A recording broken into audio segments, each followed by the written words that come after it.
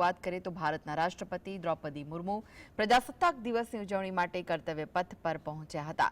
રાષ્ટ્રપતિ દ્રૌપદી મુર્મુની સાથે ઇન્ડોનેશિયાના રાષ્ટ્રપતિ પ્રબોવો સુબિયાન્ટો પણ હાજર રહ્યા, જ્યાં તેમનું પ્રધાનમંત્રી નરેન્દ્ર મોદી અને સંરક્ષણ મંત્રી રાજનાથસિંહે સ્વાગત કર્યું હતું। કર્તવ્ય પથ પર પહોંચ્યા પછી રાષ્ટ્રપતિ મુર્મુએ ભારતનો રાષ્ટ્રધ્વજ ફરકાવ્યો હતો, જે બાદ રાષ્ટ્રગીત ગવાયું અને ત્યારબાદ પ્રજાસત્તાક પર્વ પર 21 તોપોની સલામી આપવામાં આવી। તો પ્રજાસત્તાક પર્વની ઉજવણી થઈ રહી છે, ત્યારે ઇન્ડોનેશિયાના રાષ્ટ્રપતિ સુબિયાન્ટો મુખ્ય અતિથિ બન્યા છે।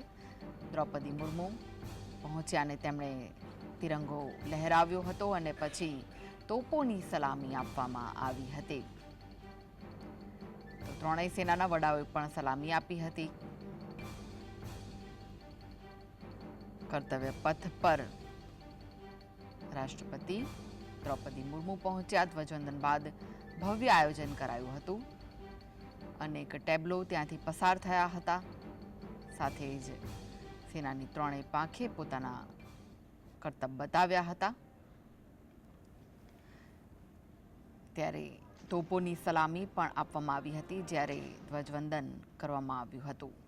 વડાપ્રધાન નરેન્દ્ર મોદીએ રાષ્ટ્રપતિ દ્રૌપદી મુર્મુ અને ઇન્ડોનેશિયાના રાષ્ટ્રપતિનું સ્વાગત કર્યું હતું।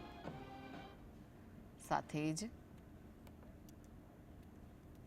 તિરંગાને સલામી પણ આપી હતી। 76મા ગણતંત્ર પર્વની સમગ્ર દેશમાં ઉજવણી થઈ રહી છે, ત્યારે દિલ્હીમાં ઉત્સાહભેર ઉજવણી કરવામાં આવી રહી છે। કર્તવ્ય પથના દ્રશ્યો આપ જોઈ રહ્યા છો, જ્યારે રાષ્ટ્રધ્વજ ફરકાવવામાં આવ્યો હતો અને તેને સલામી આપવામાં આવી હતી। ત્યારબાદ તોપોની પણ સલામી અપાઈ હતી। દ્રૌપદી મુર્મુ સહિત ઇન્ડોનેશિયાના જે રાષ્ટ્રપતિ છે તેઓ પણ ઉપસ્થિત રહ્યા। 76મા ગણતંત્ર પર્વ છે, ત્યારે પીએમ મોદીએ દેશના શહીદ વીર જવાનોને યાદ કર્યા હતા। તેઓ નેશનલ વોર મેમોરિયલ પહોંચીને શહીદોને શ્રદ્ધાંજલિ આપી હતી। મહત્વનું છે કે રાષ્ટ્રીય સમર સ્મારક શહીદોની યાદમાં 44 એકરમાં બનાવવામાં આવ્યું છે।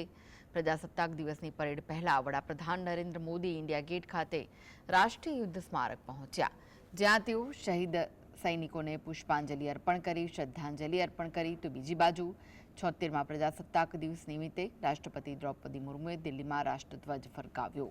આ પછી કર્તવ્ય માર્ગ પર પરેડની શરૂઆત કરવામાં આવી હતી, જેમાં રાષ્ટ્રની શક્તિ તેમજ સાંસ્કૃતિક વારસાનું પ્રદર્શન કરવામાં આવ્યું। પરેડને ધ્યાનમાં રાખીને દિલ્હીમાં સુરક્ષા સઘન કરવામાં આવી હતી।